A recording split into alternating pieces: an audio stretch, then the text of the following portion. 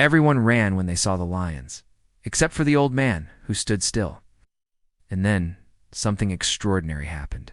On a scorching Friday morning near the Limpopo border between South Africa and Zimbabwe, 71-year-old Michael Thorne was boiling water outside his weathered wooden hut. The parched land around him crackled under the relentless sun. Suddenly, a deep, thunderous roar shattered the silence, the unmistakable call of a full-grown male lion. Michael stepped out, shielding his eyes from the harsh glare. On the red dirt road, he saw large, fresh paw prints leading towards the edge of the forest where he had once worked at Matusi Reserve nearly 3 decades ago. Panic spread through the nearby village like wildfire. "The lions are back," people shouted, their voices tinged with fear. Authorities were quickly alerted, and a response team was dispatched. But Michael knew better. Not all lions posed a threat. 30 years earlier, Michael had dedicated his life to conservation at Project Matusi, an initiative aimed at rebuilding the local lion population. They rescued and rehabilitated orphaned cubs, victims of poaching and natural loss. One fateful year, 3 newborn cubs were discovered after a brutal massacre in Kruger National Park. Weak, dehydrated, and motherless, scientists gave them little chance of survival.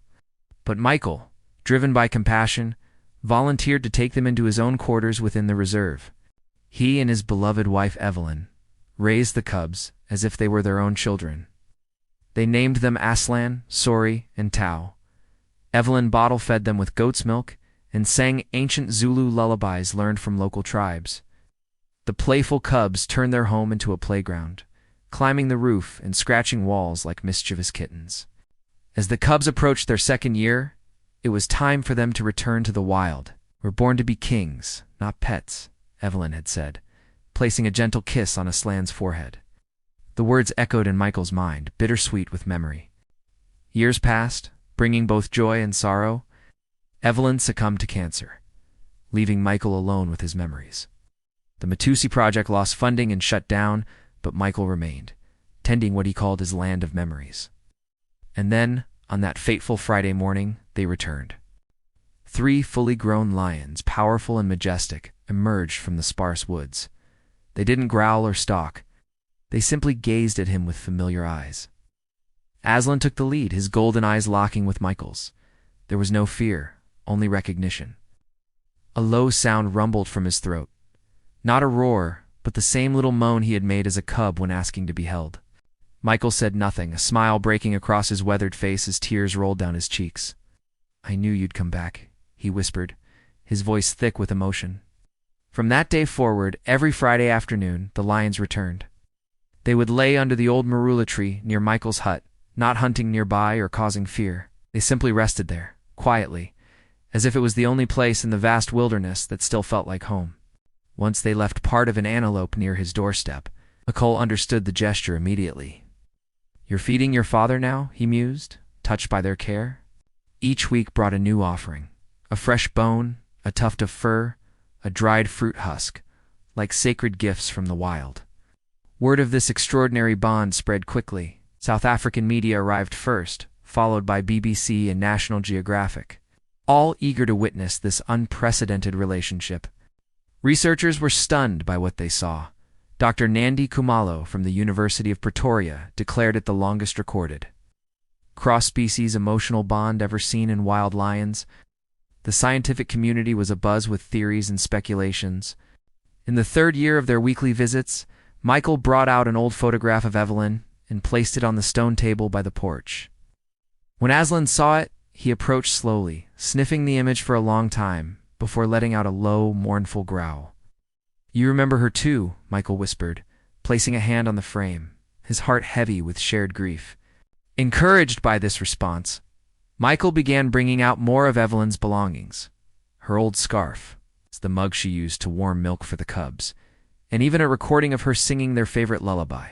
The lions clearly recognized these items, inspecting each one with gentle curiosity and responding with soft vocalizations. By the 5th year of their reunions, Aslan returned with 2 lionesses and 5 cubs. The young ones played in the shade of the tree where Evelyn once sat, showing no fear of humans. Michael watched them with wonder, realizing, "You've taught your children this is their grandparents' home." As time passed, Michael's health began to decline. He developed a severe lung disease that left him unable to go outside. But every Friday, without fail, he sat by the window, waiting for his lion family to arrive. On what would be their final visit, the lions came right up to the house. Aslan stood beneath the window and let out a long, deep roar, not of anger, but of farewell. Michael raised a trembling hand to the glass, his voice barely above a whisper. "I'm here. It's okay, my boy." 3 days later, Michael passed away peacefully in his sleep, surrounded by photographs of his extraordinary life and the family he had found in the most unexpected of places. At his funeral, the entire village fell silent as 8 lions stood on the hill overlooking the cemetery, motionless, like family bidding farewell to the last human they called father. It was a sight that would be etched into the memories of all who witnessed it, a testament to the power of love that transcends species. Today, Michael's land has been transformed into the Thorn Wildlife Sanctuary and Education Center, where children from all over the world come to learn about the profound connection between humans and nature. On the stone plaque at the entrance, visitors can read the words that encapsulate Michael and Evelyn's legacy. "A lion may forget its den, but never its first roar beside a mother's fire." The story of Michael Thorne and his lion family continues to inspire conservationists, researchers, and animal lovers around the globe. It serves as a powerful reminder that in the vast tapestry of life, the threads that connect us are often stronger and more intricate than we could ever imagine. As the sun sets over the sanctuary each Friday, locals swear they can still hear the distant roar of lions, a sound not of threat but of remembrance. In the hearts of those who knew him, Michael's spirit lives on, forever intertwined with the golden kings of the savannah he once called his children.